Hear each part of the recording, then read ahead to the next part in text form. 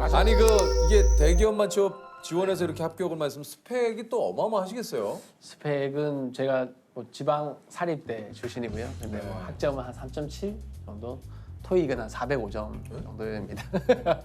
아니 근데 보통 이렇게 지금 제가 소개해드린 대로 대기업 15군데 합격할 정도라고 하면 야 스펙을 어느 정도 쌓으셨길래 학점도 그렇고 막 토익 점수 같은 거 900점 넘고 막 이랬을 것 같은데 그게 아니네요?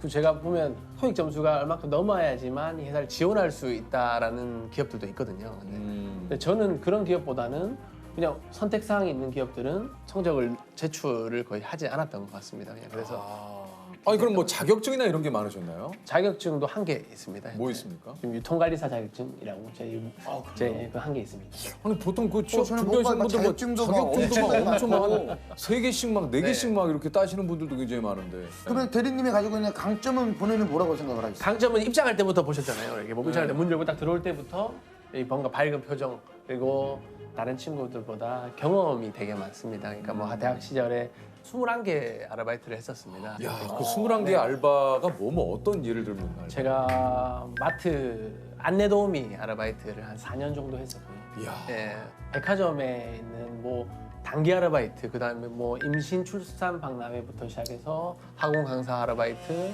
축구장 관리 아르바이트까지 거의 뭐 21개 아르바이트를 와. 시트워치 했던 것 같습니다. 20살 이후로는 제 스스로도 학비를 벌고 제 스스로 용돈을 어머니한테, 아버지한테 경제적으로 독립을 하고 싶었습니다. 정형화된 스펙이 아니라 내가 살아왔던 인생을 봐줄 수 있는 그런 기업들을 넣었던 게 제가 주안점이었거든요. 그런데 저는 다행히도 많은 대외 활동을 했었고, 근데 그 경험들을 자기소개서에 적었을 때 나의 장점이 이 회사에 충분히 부각되겠는가를 중심적으로 봤고요. 이분들이 한 번도 경험해보지 못한 이야기를 해주고 싶었어요. 뭐 대외 활동이나 대외 활동이 한 5개에서 6개 정도 되고, 뭘 하셨어요? 홍보단이나 백화점 홍보단이나 K 행복도시락 봉사단이나 그다음 네팔 회봉사단도 그렇고. 아니 그러니까 이게 모든 것들이 그냥 이루어지는 게 없어요. 취업에 성공한다는 건 이게 쉬운 일은 아니에요. 그러니까 본인만의 노하우들이 좀 있을 거 아닙니까? 먼저 서류를 쓰기 전에는 먼저 기업을 아는 게 굉장히 중요합니다. 그 기업을. 네. 제가 가장 많이 봤던 게, 기업을 쓸 때마다 항상 봤던 게 기업의 신년사를 가장 많이 봤던 것 같습니다. 네.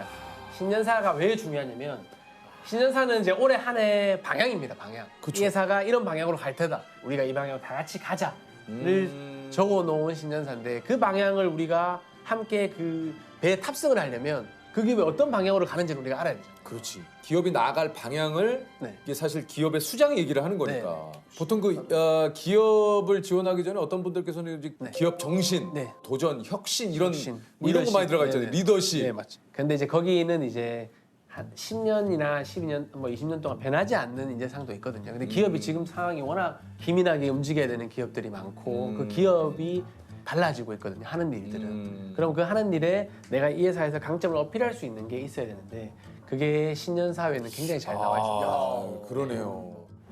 이거 어떻게 생각하시는 거예요? 이 생각. 그거는 원래부터 아버지가 항상 말씀하셨던 거라서, 그 기업을 알려면 CEO를 알고 신년사를 읽어서, 신년사가 다 나와 있다 미래가 앞으로. 아니면 신년사가 나와 있지 않는 기업들은 타 경쟁사의 신년사를 같이 봐라. 왜냐면 그게 같은 방향으로 가기 때문에, 산업들은. 아니 그 자기소개서도 왠지 좀 남달랐을 것 같아요. 자기소개서는 이제 제가 항상 염두에 두는 게, 무조건 첫 문장에 나의 모든 걸 담아라. 첫 문장에. 그거 어렵잖아요. 네, 어떻게 그게- 됩니까? 제 같은 경우는 한 문장, 잘 말씀드렸다시피 저는 이제 대한민국 1호 클레임 처리 전문 신입사원이라고 적었습니다. 대한민국 1호 클레임 처리 전문 신입사원 황인입니다. 반갑습니다.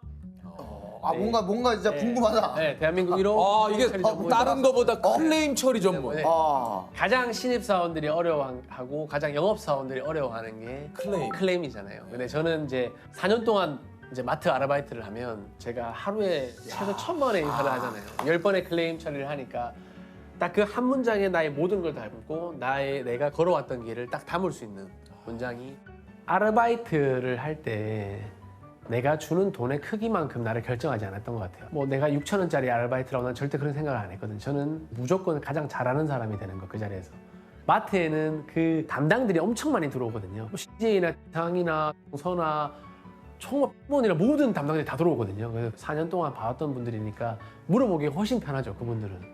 히말라야를 집어삼킨 사나이도 있었거든요. 그러니까 제가 등산을 굉장히 좋아해서 네팔 히말라야를 갔습니다. 그러니까 영어왕이라는 태그네임을 가지고 그 등산을 했었어요. 그때 건강이라는 걸 되게 강조를 많이 했었거든요, 회사가. 그러면 내가 건강한 걸 보여주고 싶었어요. 임직원들이 제가 물어봤을 때 흡연을 하지 말라는 내용이 되게 많았었거든요. 직접적으로 영업장을 가지 않았으면 그 얘기를 못 들었던 거죠. 어찌됐든 자소서 이런 그 서류 과정도 너무 힘들지만 네. 이걸 또 통과되면 또 면접도 힘들잖아요. 인사를 어떻게 하셨어요? 들어가셔서. 딱 자기소개를 할 할 때? 때부터 딱 문을 열고 들어가면 안녕하십니까 반갑습니다 했던 게 되게 자연스럽게 느껴지는 거죠 보면. 뭔가 저도 아까 대리님 딱 들어오셨을 때 마음의 문이 살짝 열렸거든요. 그냥. 아 감사합니다. 물론 이런 거에서 칠 때는 약간 좀 부담스럽긴 했습니다만 여기서 약간 열렸던 문이 진짜 여기서 약간 닫히긴 했어요. 근데 살짝 느껴졌습니다. 네. 아 너무 빨리 다가갔나. 근데 이게 중요한 포인트죠. 상대방의 반응을 봐가면서 내가 거기에 적절하게 맞게 또 이 행동을 하고 대응.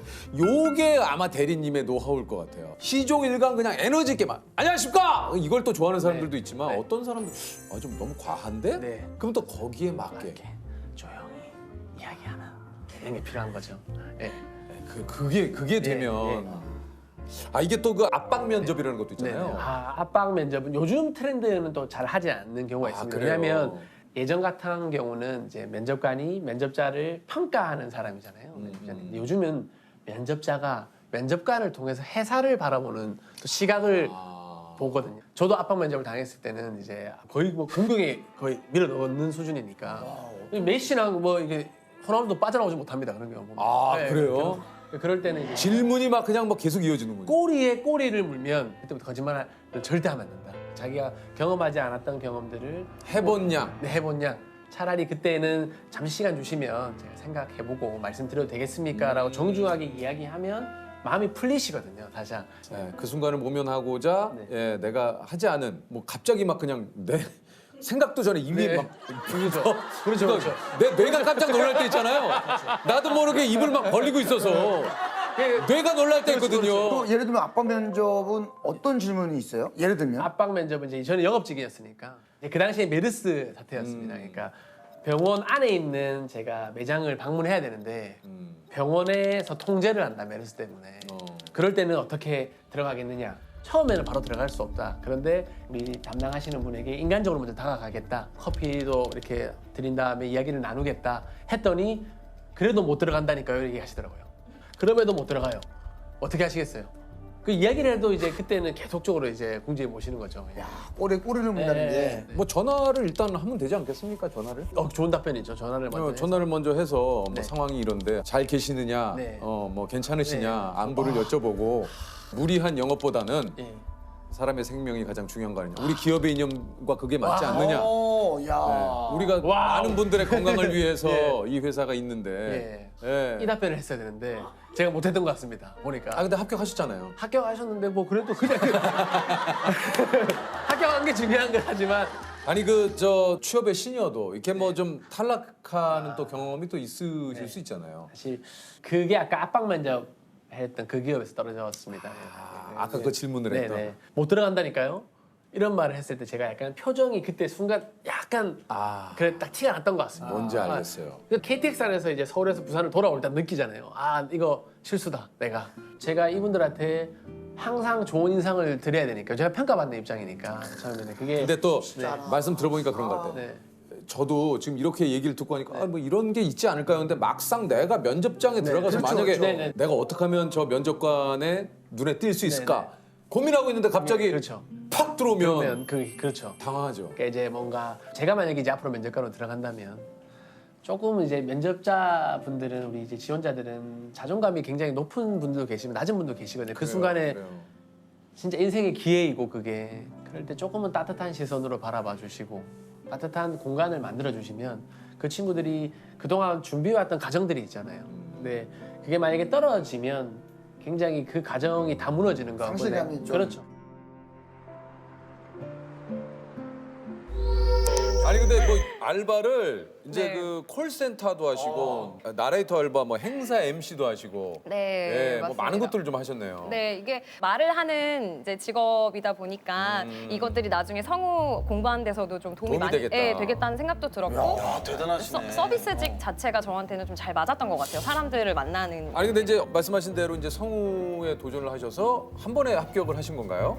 아니요, 저는 시험을 한 10번 조금 넘게 본 것 같거든요. 성우 시험이요? 네, 이제 여기도 그 들어가기가 되게 힘들어요. 그렇지 너무 어려워. 네, 겨우 됐어요. 제가 한 이제 6년 차 지망생 때 이제 EBS에 들어갔으니까 제가 예전에 지망생 때는 이제 시각장애인 낭독 봉사를 했었거든요. 거기 이제 많은 분들께서 제가 읽어드리는 소설이라든지 어떤 그런 연기를 들으시고 너무 좋아해 주시는 거예요. 그래서 저를 되게 찾아주셨거든요. 그냥 그거 자체가 좋은 거예요. 누군가 나로 인해서 웃는 거. 사실 지망생 때는 제 목소리가 제가 생각했을 땐 좀 메리트가 없다고 생각을 했어요. 왜냐면 같이 공부하는 친구들 중에서는 목소리가 정말 좋은 친구들도 많고 색깔이 뚜렷한 분들도 정말 많으시거든요.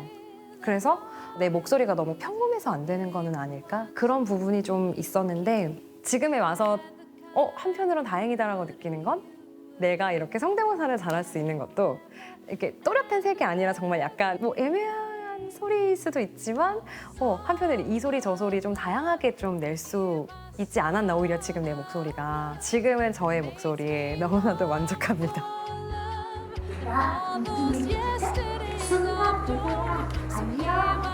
최종 면접에서 이제 심사위원분들에게 쇼핑 호스트로 본인 소개를 하고 할아버지 성대모사로 빵 터뜨렸다고. 할아버지 성대모사 너무. 네, 이제 신기하다. 사실 면접을 제가 구체적으로 생각을 정말 안 하고 진짜 의식의 흐름대로 했었어요. 왜냐면 이미 그때쯤에는 너무 시험을 많이 봤었고 어차피 될 대로 되겠지. 근데 이제 뭐 보민 씨 자기소개 뭐 1분, 3분 해보세요. 그래가지고 잠깐 자기소개? 왜 장기자랑을 하는 건가? 그래가지고 저는 그때부터 이제 바로 그냥 네, 여러분 안녕하세요. 네, 오늘 여러분들께 소개해드릴 사람은 바로 EBS가 나온 최고의 스타 성우. 해도 되는 건가요? 네, 해도 돼요. 김보민 씨를 소개합니다. 여러분 소개하기 전에 저희가 보민 씨를 또 응원 나오신 분들이 있다고 합니다. 자, 먼저 모셔보겠습니다. 도라에몽 해가지고 우리 보민 좀 뽑아주세요.